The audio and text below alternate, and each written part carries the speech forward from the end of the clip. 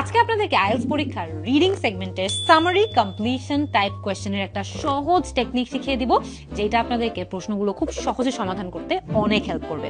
আসুন হাতে কলমে দেখিয়ে দিই। যেমন এখানে দেখেন, wood is a traditional building material, but current environmental concerns are encouraging dash to use wood in modern construction projects. অনেক বড় সেন্টেন্স, সবচেয়ে গুরুত্বপূর্ণ শব্দ হচ্ছে wood।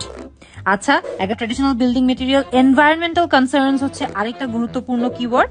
এনকারেজিংটা অনেক ইম্পর্টেন্ট বিকজ এটা একটা ভার্ব প্লাস আইএনজি, অর্থাৎ এনকারেজিং এর পরে যে অবজেক্টটা আমরা পাবো, ভার্ব প্লাস আইএনজি এর পর যে অবজেক্টটা পাবো, আমরা একইভাবে প্যাসেজেও একটা ভার্ব প্লাস আইএনজি যেটার অর্থ এনকারেজিং এর মতো কাছাকাছি, তারপরেও আমরা একই একটা অবজেক্ট পাবো যেটা আমাদের আনসার হবে।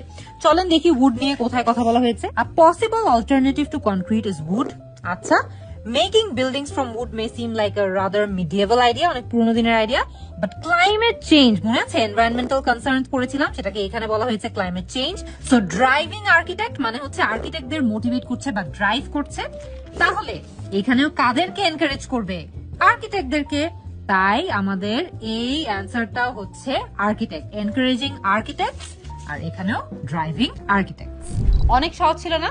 আইএলটিএস পরীক্ষা কিন্তু অনেক সহজ হয়ে যায় যখন আমাদের এরকম ইম্পর্টেন্ট টিপস এন্ড টেকনিক্স গুলো জানা থাকে। কমেন্ট করে জানিয়ে দিন আর কোন টপিকের উপর এরকম ভিডিও আপনারা চান।